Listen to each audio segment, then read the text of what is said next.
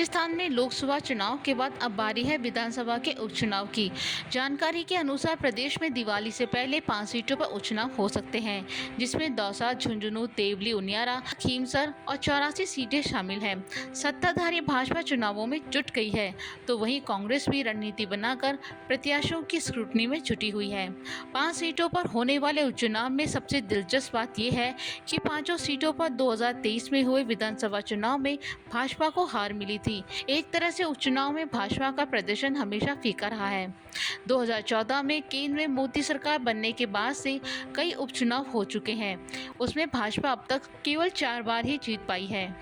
भाजपा ने 2014 और 2019 के लोकसभा चुनाव में सभी 25 सीटों पर जीत हासिल की थी। वहीं इस चुनाव में 10 साल बाद कांग्रेस ने अपना खाता खोला और पार्टी ने 11 सीटों पर जीत हासिल की है। वहीं 2013 से 2023 तक करीब 3 बार विधानसभा चुनाव हुए। इसमें 2013 और 2023 में भाजपा ने सरकार बनाई, जबकि 2018 में कांग्रेस ने सत्ता में वापसी की थी।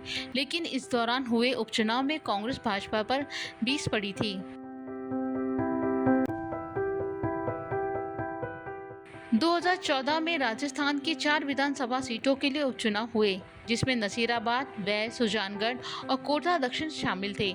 उपचुनाव में नसीराबाद, वैर और सुजानगढ़ सीट पर कांग्रेस ने जीत हासिल की थी, जबकि कोटा दक्षिण सीट ही भाजपा के खाते में गई थी। जबकि 5 महीने पहले हुए विधानसभा चुनाव में पार्टी ने 200 में से 163 सीटों पर जीत हासिल की थी। इन चारों सीटों पर उपचुनाव इसलिए हुए क्योंकि यहां से जीते गए चारों विधायक लोकसभा चुनाव में सांसद बन गए थे। इसके बाद 2017 में धौलपुर सीट पर उपचुनाव हुए, यहां भाजपा ने जीत हासिल की, जबकि 2018 में मांडल सीट पर हुए उपचुनाव में कांग्रेस ने बाजी मारी थी। राजस्थान में भाजपा के उपचुनाव हारने का सिलसिला यही नहीं थमा। 2018 में कांग्रेस ने सत्ता में वापसी करते हुए 100 सीटों पर जीत हासिल की थी। इसके बाद 2019 से 2022 के बीच 9 सीटों पर उपचुनाव हुए। इनमें से 7 पर कांग्रेस ने तो 1 पर भाजपा ने जीत हासिल की थी।